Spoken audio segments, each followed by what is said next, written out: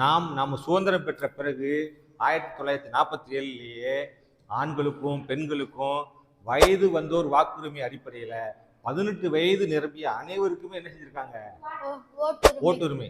ஏழை பணக்காரர் அப்படின்ற பாகுபாடு பார்த்துருக்காங்களா? நீ ஏழை உனக்கு ஓட்டுரிமை கிடையாது, நீ பெண் உனக்கு ஓட்டுரிமை கிடையாது அப்படின்னு யாருக்குமே மறுக்கல. ஏன் இந்த 18 வயதை நிர்ணயிச்சிருக்காங்க?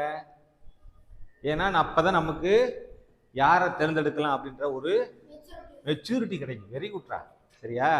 சரி, இவ்வளவு மெச்சூரிட்டி இருக்கே, எல்லோருக்கும் சம நீதி கொடுக்கக்கூடிய இந்த மக்களாட்சி முறையில ஓட்டுரிமை கொடுத்துருக்காங்கல்ல, அதை எல்லாருமே சரியா பயன்படுத்துறாங்களா? ஏன் ஓட்டு எல்லாருமே போட மாட்டாங்க?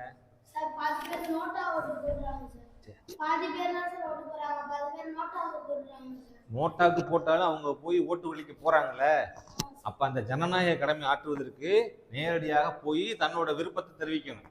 அதை விட்டுட்டு தேர்தலுக்காக ஓட்டுரிமை கொடுத்து அன்றைய தினம் விடுமுறையும் கொடுத்து ஓட்டளிக்க கொடுக்கும் போது அவங்க என்ன செய்ய மாட்டாங்க?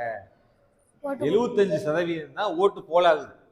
100க்கு 100% எங்கேயாவது ஓட்டு போலாயிருக்கா?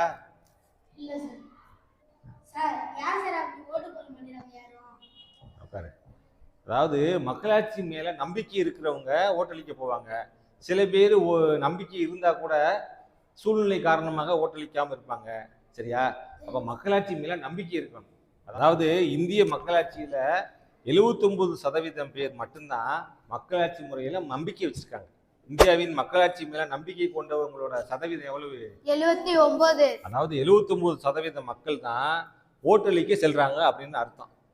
அப்ப 21% மக்கள் ஓட்டளிக்க போக மாட்டாங்க. ஒரு காலத்துல பெண்களுக்கும் ஏழைகளுக்கும் ஓட்டு மறுக்கப்பட்டுச்சு. இப்ப ஜனநாயக நாட்டுல நம்ம எல்லாருக்குமே என்ன செஞ்சிருக்காங்க? அந்த உரிமையை நம்ம என்ன செய்யணும்? நிலைநாட்டணும். நம்மளோட தேசிய கடமை என்னன்னா தேர்தல் நாள் அன்று ஓட்டளிக்க செய்யணும். செய்வீங்களா? Very good.